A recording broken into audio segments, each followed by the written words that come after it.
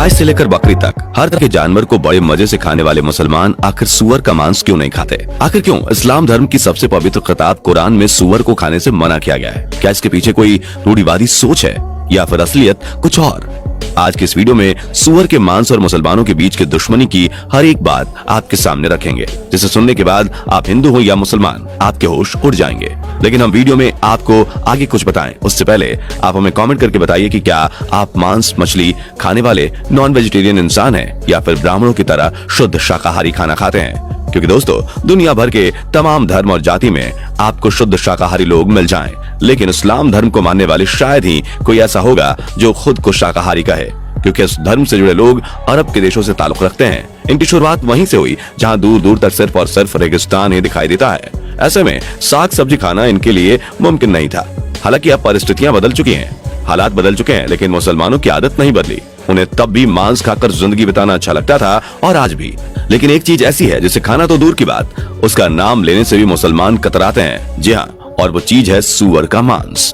जी, सुअर के मांस को कोई भी मुसलमान नहीं खाता और ना ही कोई सुअर का नाम लेना पसंद करता है। असल में मुसलमानों की जिंदगी में होने वाली हर एक चीज पर, चाहे उनका खाना पीना हो या उठना बैठना, यहाँ तक कि उनके बात करने के तरीके तक में कुरान पाक की दी हुई नसीहतें झलकती हैं। हर एक सच्चा मुसलमान कुरान में लिखी बातों का पालन करता है और इसी किताब में उन्हें सुअर का मांस खाने से हरगिज मना किया गया है। पर सवाल ये आता है कि आखिर सुअर के मांस में ऐसा क्या है जिसे उनकी सबसे पवित्र किताब ने ही नकार दिया है? दोस्तों, हम सभी जानते हैं कि इस्लाम धर्म में मांस खाना पूरी तरह से जायज है, लेकिन मांस में क्या चीज खाई जा सकती है और क्या नहीं, इसके भी पूरे नियम कानून कुरान पाक में दिए हुए हैं। ठीक उसी तरह जैसे इस्लाम में शराब पीना हराम माना जाता है, वैसे ही इस्लाम धर्म में सुअर खाना भी मना है।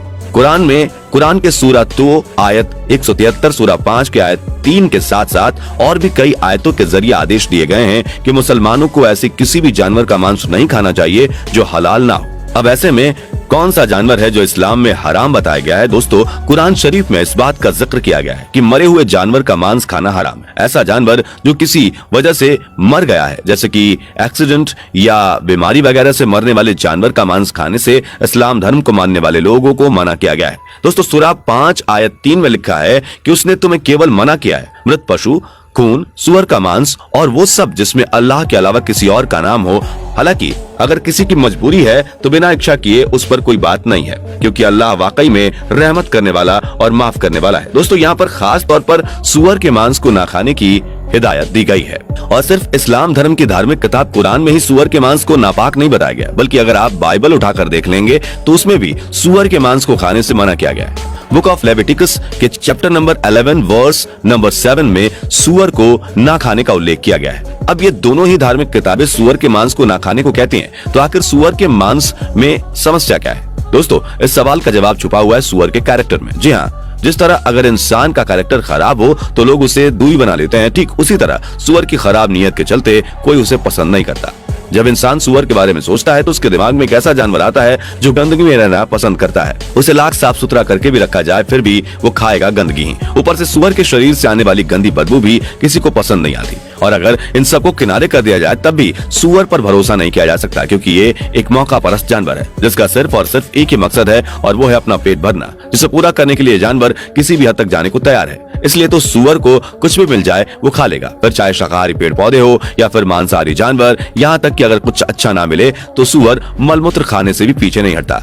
सुअर को इस बात से रत्ती भर भी फर्क नहीं पड़ता कि जो वो खा रहा है वो सही है या गलत, उसे तो बस अपना पेट भरने से मतलब है। यही वजह है कि सुअर को दुनिया के सबसे गंदे जानवर के तौर पर जाना जाता है। अब कई लोग बोलेंगे कि विकसित देशों में तो ये काफी साफ सुथरे दिखाई देते हैं। तो दोस्तों, ये सुअर है, चाहे जितने भी साफ सुथरे क्यों ना दिखाई दे, इनके अंदर की गंदगी कभी जाती नहीं है। तभी तो बिल्कुल साफ जगह पर रहने के बावजूद इनके एक दूसरे का मल खाने की आशंकाएं बनी रहती हैं।